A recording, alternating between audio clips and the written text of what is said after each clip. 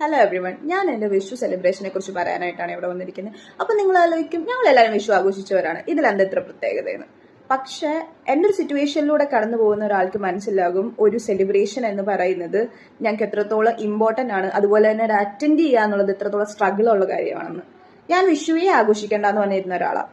അപ്പോൾ എൻ്റെ family friends പറഞ്ഞു, നീ അവിടെ നിൽക്കണ്ട, ലെറ്റ് സെലിബ്രേറ്റ് വിഷു, നീ നാട്ടിലേക്ക് പോരെന്ന് പറഞ്ഞു. ഓക്കെ, ഞാൻ ആ ഒരു വാക്കിൽ നാട്ടിലേക്ക് പോയെങ്കിലും ഞാൻ അധികം എക്സ്പെക്ടേഷൻസ് ഒന്നും കൊടുക്കാതെയാണ് പോയത്. പക്ഷെ ഞാൻ ചെന്ന 2 days എല്ലാ ടൈപ്പ് ഓഫ് സെലിബ്രേഷനും എനിക്ക് അവിടെ ഉണ്ടായിരുന്നു. വിഷുവിന്റെ ഒന്നും തന്നെ ഞാൻ മിസ് ചെയ്തിട്ടില്ല. കൈനീട്ടം, പായസം, സദ്യ, പിന്നെ പടക്കം പൊട്ടിക്കൽ, അങ്ങനെ എല്ലാം തന്നെ ഉണ്ടായിരുന്നു. എൻ്റെ ഫ്രണ്ട്സ് ആണെങ്കിലും ഫാമിലി ആണെങ്കിലും എനിക്ക് വേണ്ടിയിട്ട് അവർ പല കാര്യങ്ങളും മാറ്റി വെച്ചിട്ട്, എല്ലാ പ്ലാൻസും മാറ്റി വെച്ചിട്ട്, അന്ന് ആ ലാസ്റ്റ് ടൈമാണ് ഞാൻ പറഞ്ഞത് ഓക്കെ ഞാൻ വരുന്നുണ്ടെന്ന്. ആ ലാസ്റ്റ് ടൈം തിരിച്ച് അവർ നാട്ടിൽ വന്നിട്ട് എൻ്റെ കൂടെ സെലിബ്രേറ്റ് ചെയ്തു. സോ ഒരു മനുഷ്യന് ജീവിതത്തിൽ ഒരു താഴ്ച അല്ലെങ്കിൽ ഒരു വീഴ്ച ഉള്ള ഒരു കാലഘട്ടം എന്തായാലും ഉണ്ടായിരിക്കും. അത് എല്ലാ മനുഷ്യന്മാർക്കും ഉണ്ടായിരിക്കും. അത് ഇന്നല്ലെങ്കിൽ നാളെ തീർച്ചയായിട്ടും ഉണ്ടായിരിക്കും. സന്തോഷം മാത്രമുള്ള ആരും കാണത്തില്ല.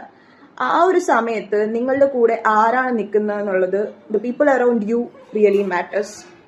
അത് റൈറ്റ് ആൾക്കാരാണെങ്കിൽ നിങ്ങൾ ആ ഒരു ജേർണി ഇച്ചിരി കൂടെ നിങ്ങൾക്ക് ഈസി ആയിരിക്കും. ഓക്കെ, നിങ്ങളൊരു സെലിബ്രേഷനും മിസ് ഔട്ട് ആവുന്നില്ല, നിങ്ങൾ ലൈഫിൽ പിന്നിലേക്ക് പോകുന്നില്ല എന്ന് നിങ്ങൾക്ക് തന്നെ ഒരു തോന്നൽ വരും. പക്ഷെ നിങ്ങളുടെ കൂടെ ചിലപ്പോൾ നിങ്ങളുടെ സക്സസ്സിൽ ചിരിച്ച് കളിച്ച് നിന്നവരായിരിക്കില്ല നിങ്ങളുടെ കഷ്ടപ്പാടിൽ കൂടെ ഉള്ളത്.